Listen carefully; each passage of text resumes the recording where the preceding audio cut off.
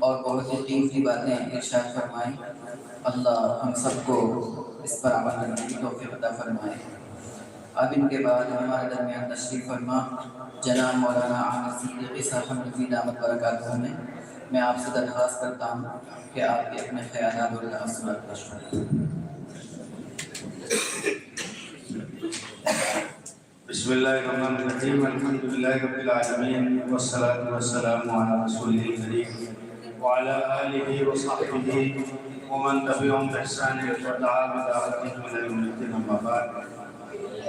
جتنے بھی ضروری باتیں ہمارے پروگرام کے تعلق سے اور کے تعلق سے وہ میرے سے پہلے جو تین حضرات آپ سے مخاطب ہو رہے ہیں انہوں نے پیش کر کے مجھے صرف دو باتیں عرض کرنی۔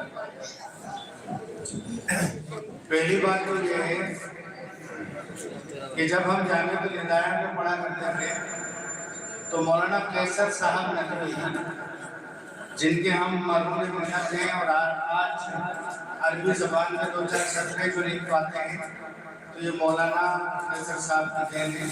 اس وقت مولانا ندوی کے بڑے اساتذہ میں آپ کو شمار ہے اور عربی زبان میں اللہ نے بڑی قدرت آپ کو دی ہے۔ ندوی سے فارغ ہوئے، اس کے بعد مدینہ منورہ تشریف لے گئے، جامعہ اسلامیہ سے فارغ، اور جامعہ ہدایت میں جب وہ ہمیں پڑھایا کرتے تھے تو ہمیں عناوین دیا کرتے تھے کہ اس پہ آپ کو کچھ لکھ کر لانا۔ تو ایک مرتبہ انہوں نے ہمیں عنوان دیا تھا امنیت لم تتحقق، کہ ایک ایسی آرزو جو کبھی پوری نہیں ہوئی۔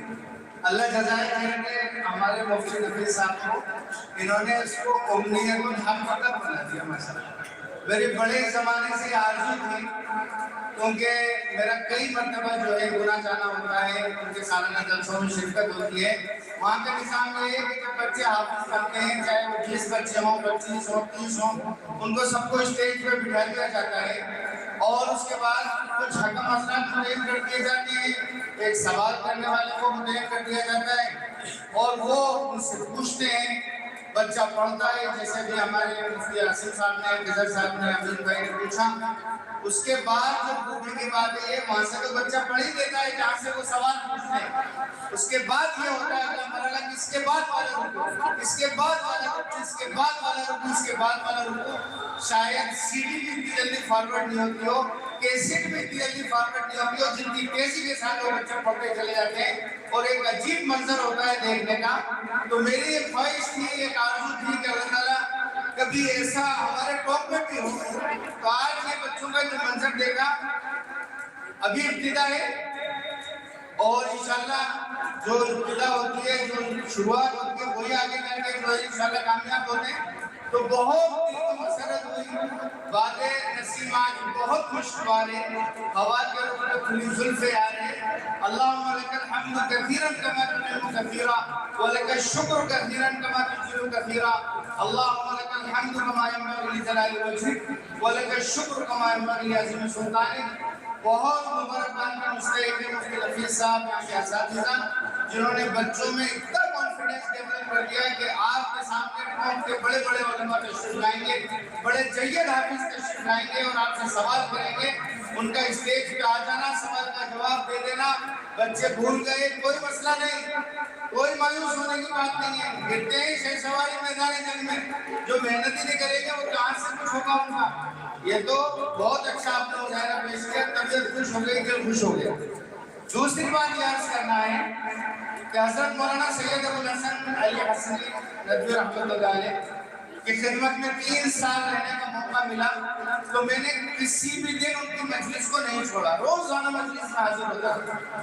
تو ایک دن حضرت نے مجلس میں ایک واقعہ سنایا کہ ہم حرم شریف میں تھے اور امام خمینی بھی ہمارے ساتھ تھے اور سید ابوالعالم مودودی بھی ہمارے ساتھ تھے۔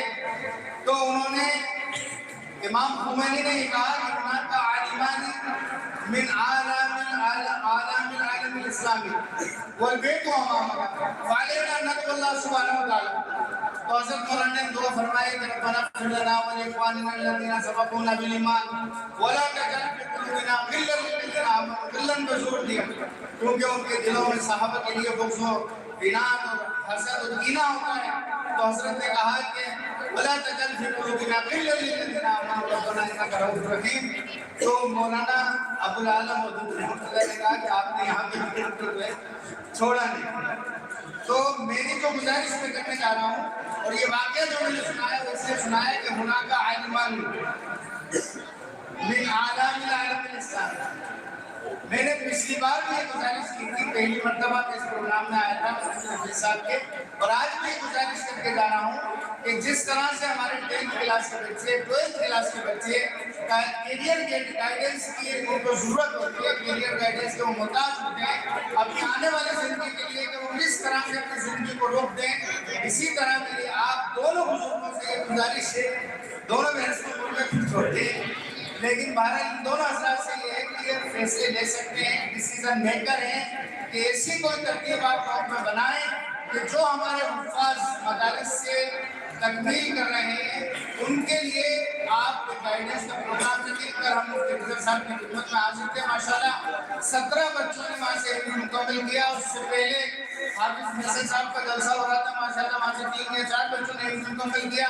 اسی طرح مسلسل جلسے ہوتے رہتے ہیں, شعبان میں بچے حفظ مکمل کرتے ہیں. اگر ایک تعداد کو جوڑا جائے تو ماشاءاللہ 50-60 سے متجاوز ہوگی سالوں میں یہ تعداد. لیکن ان بچوں کو آگے جا کے کرنا کیا ہے, یہ آپ بھی سمجھائیں گے تو کون سمجھائے گا, یہ آپ کی ذمہ داری ہے. آپ ان کو بتائیے کہ آپ کو بھی اور مزید یاد کرنے کی ضرورت ہے, آپ کو بھی دور کرنے کی ضرورت ہے, آپ کو عالمیت میں جانا ہے تو آپ اس طرح سے جائیں. بچے مدرسوں میں جا کے ضائع ہو جاتے ہیں. اگر ہم ان کی رہنمائی نہیں کریں گے تو کون کرے گا. ہم بس خالی یہ کہ ہم یہاں پہ سینئر ہیں, ہم پہلے فارغ ہو کر آئے بس نہیں, ہماری اس کے ساتھ ساتھ ذمہ داریاں بھی ہیں. ہم ان بچوں کی رہنمائی کریں, ان کو بتائیں.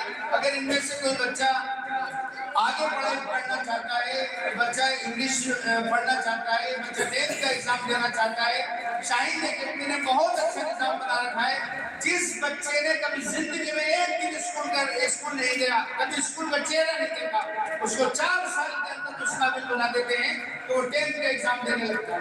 لیکن جب ان بچوں کو پتہ ہی نہیں ہوگا تو یہ تو بیچارے ضائع ہو جائیں گے اور ان کا حفظ بھی کہاں جائے گا, کہاں نہیں جائے گا, اللہ جانے. تو اس لیے میری آپ دونوں سے ادباً گزارش ہے کہ ایسی کوئی ترتیب بنائیں رمضان کے بعد جس میں ان بچوں کے کیریئر گائیڈنس کا پروگرام رکھا جائے.